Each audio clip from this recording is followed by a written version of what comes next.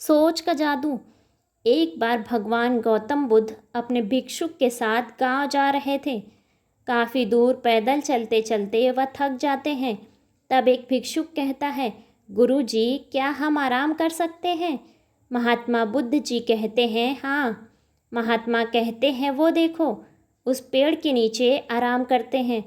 पेड़ के नीचे आराम करते हुए उनमें से एक भिक्षुक कहता है कि गुरुजी, आप हमेशा एक बात कहते थे कि इंसान जैसा सोचता है वह बिल्कुल वैसा ही बन जाता है। कृपया आप हमें इसके बारे में विस्तार से बताइए। महात्मा गौतम बुद्ध भिक्षुक से कहते हैं, आज मैं तुम्हें एक कहानी सुनाता हूँ। किसी नगर में एक धनी सेठ रहता था। उसके पास बहुत धन था, फिर भी वह पैसा कमाने के बारे में सोचता रहता था। एक दिन उस सेठ के यहाँ उसका रिश्तेदार आया। सेठ उसकी खूब खातिरदारी करता है। वो दोनों आपस में बातचीत करते हैं। तब उसका रिश्तेदार कहता है कि सेठ जी, आप ही की तरह एक धनी सेठ था। वह आपसे भी ज़्यादा धनी था। वह हमेशा धन कमाने के बारे में सोचता रहता था। सेठ पूछता है, तुम था क्यों बोल रहे हो? रिश्तेदार कहता है, मैं था इसलिए बोल रहा हूँ क्योंकि वह सेठ अब जीवित नहीं है, वह मर चुका है।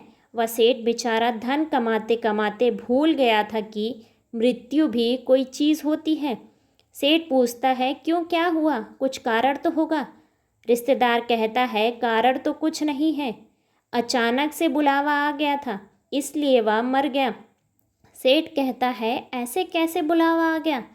कुछ बीमारी होगी तभी मर गया। रिश्तेदार कहता है, बीमारी कुछ नहीं थी, अचानक ही मर गया।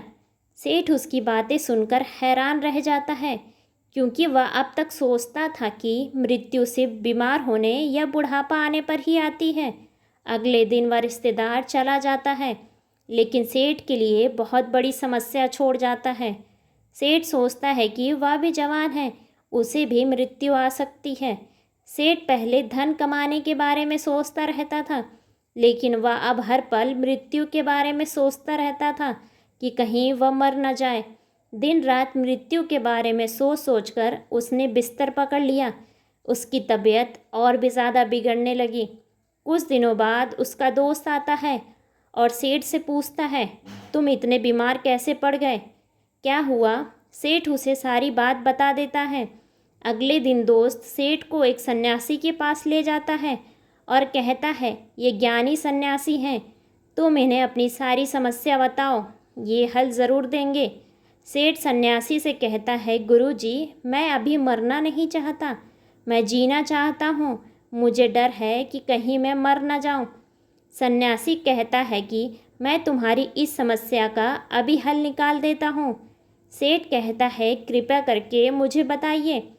सन्यासी कहते हैं, मैं तुम्हें एक मंत्र बताता हूँ।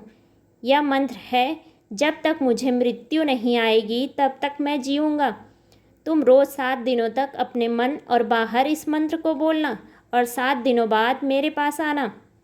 7 दिनों बाद सेठ सन्यासी के पास हंसते हुए जाता है और कहता है, गुरुजी धन्यवाद, मैं आपके मंत्र की वजह से ठीक हो गया हूँ। अब मुझे मृत्यु का बिल्कुल भी डर नहीं है। दोस्तों, आप सब सोच रहे होंगे कि इस छोटी सी लाइन में ऐसी क्या बात थी जिससे वह ठीक हो गया। तो दोस्तों, हम आपको बताना चाहते हैं कि जब उस सेठ को दूसरे सेठ की मृत्यु के बारे में पता चला तो वह उसी दिन वह हर पल मृत्यु के बारे में सोचने लगा था और उसकी तबीयत इतनी बिगड़ गई थी कि वह कभी भी मर सकता था। लेकिन जब वह सेठ दूसरे सेठ के बारे में नहीं मालूम था तो धन कमाने के बारे में सोचता था, इसलिए वह धनी होता जा रहा था। तो दोस्तों, हमें इस कहानी से यह समझ में आता है कि हम जो बात अपने मन में और बाहर रटते रहते हैं वह हमारी ज़िंदगी में हकीकत बन जाता है। ऐसे ही दिलचस्प कहानियों को सुनने के लिए वीडियो को लाइक और चैनल को सब्सक्राइब करें और नोटिफिकेशन का बेल दबाना ना भूलें, ताकि आगे आने वाली लेटेस्ट वीडियो की नोटिफिकेशन आप तक सबसे पहले पहुँचे। धन्यवाद।